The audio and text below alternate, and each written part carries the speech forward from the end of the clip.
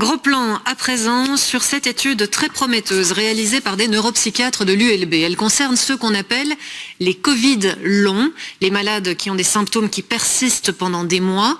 Beaucoup d'entre eux se sentent complètement désemparés aujourd'hui parce que les médecins n'ont guère de solution à leur proposer. L'espoir réside peut-être dans la stimulation électrique d'un nerf en particulier. Pascal Bolekens.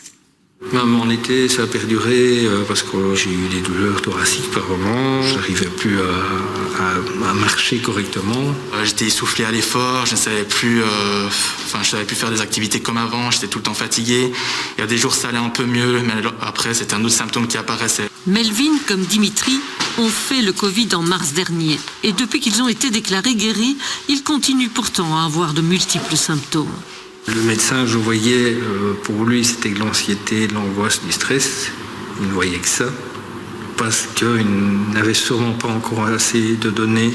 J'avais vraiment cette impression-là que ça n'allait jamais finir. Une maladie longue qui s'expliquerait. Notre hypothèse, c'est que dans le Covid long, en fait, cet état hyperinflammatoire, vraisemblablement, continue à bas bruit. Mais à bas bruit, tout en générant finalement tout un cortège de symptômes dont les gens se plaignent et qui font que finalement des mois plus tard, ils n'en sortent pas. Ils sont ainsi une vingtaine dans le cas, tous jeunes, actifs et avec les mêmes plaintes, à avoir été recrutés pour participer à cet essai de traitement. L'idée ici, c'est de stimuler le nerf vague à partir de l'oreille avec un courant électrique, une technique qui n'est pas neuve. Je vais commencer à appliquer l'intensité du courant électrique et vous me dites, monsieur, quand vous sentez.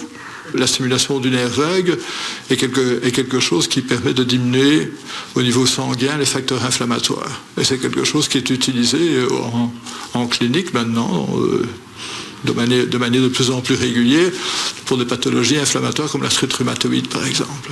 Les participants reçoivent une stimulation par jour pendant 20 jours. Au début et en fin d'essai, on fait un bilan de leur activité cérébrale. Une chercheuse suit quotidiennement l'évolution des différents symptômes. On va regarder ensemble tous vos symptômes. Oui.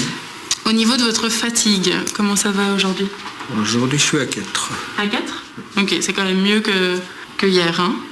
Et apparemment, ça marche. Maintenant, j'arrive à faire quand même la course à pied. Je peux aller jusqu'à 10-15 km par jour. Les symptômes commençaient vraiment à s'atténuer et j'étais vraiment content, quoi. Je fais c'est bon, je revis. Les résultats définitifs de l'essai seront publiés dans les prochains jours.